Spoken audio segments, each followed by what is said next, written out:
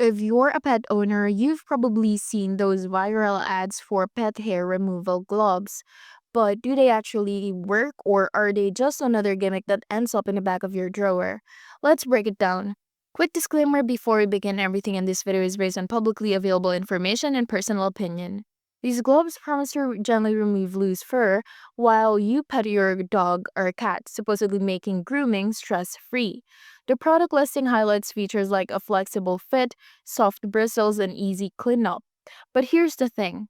There's no Trustpilot page or legit review site backing it up, so we're mostly relying on basic product claims and what users say in the comment sections or on the product page itself.